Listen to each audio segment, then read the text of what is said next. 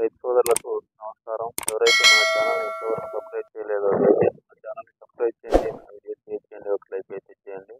నేను ఈరోజు మనకు మిరపలో కాతా పూత రావడానికి వాడవలసిన మందుల గురించి చెప్తాను. ఇవి టెక్నికల్ మందులు. ఇవి టెక్నికల్గా సిఫార్సు చేయబడినటువంటి మందులు. ఇందులో మొదటిగా వచ్చేసి ట్రైకాంటినాల్ మిరాకిలిన్ అనే మందు. ట్రైకాంటినాల్ డవ్ వాళ్ళది 0.001% గల ట్రైకాంటినాల్ అనే మందు.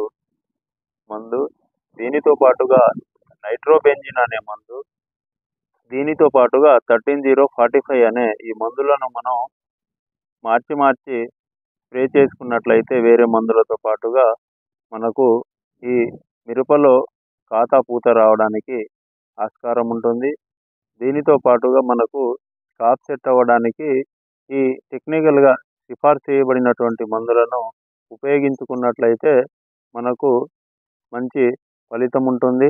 ఈ నైట్రోబెంజిన్, ట్రైకాంటినాల్, 13045 దీనితో పాటుగా 2800 గల మందులను మనం స్ప్రే చేసుకున్నట్లయితే మంచి ఫలితం అయితే ఉంటుంది.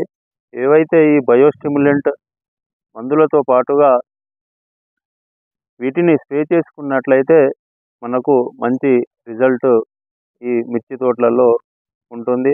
ఇప్పుడు మనకు ఈ మిరపలో ప్రధాన సమస్య ఏదైనా ఉందంటే నల్లి సమస్య. దీనితో పాటుగా మిరప తోటలు చాలా వరకు ఈ పసుపు రంగులో మారుతున్నాయి.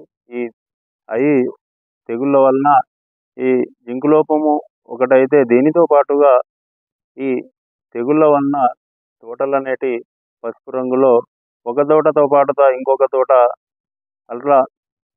అలా ఒక తోటతో పాటు ఇంకొక తోట కూడా పసుపు రంగులో మారుతున్నాయి. మనం ఈ 13045ని ఉపయోగించుకున్నట్లయితే మనకు కొంతవరకు పోషకాలను మనకు మొక్కకు అందించినట్లయితుంది. దీనితో పాటుగా 2800ని కూడా స్ప్రే చేసుకోవచ్చు. ఇప్పుడు నేను చెప్పినటువంటి ట్రైకాంటినాల్, నైట్రోబెంజిన్, 13045 మందులను వీటిని మనం ఏ మందులోనైనా కలిపి స్ప్రే చేసుకోవచ్చు.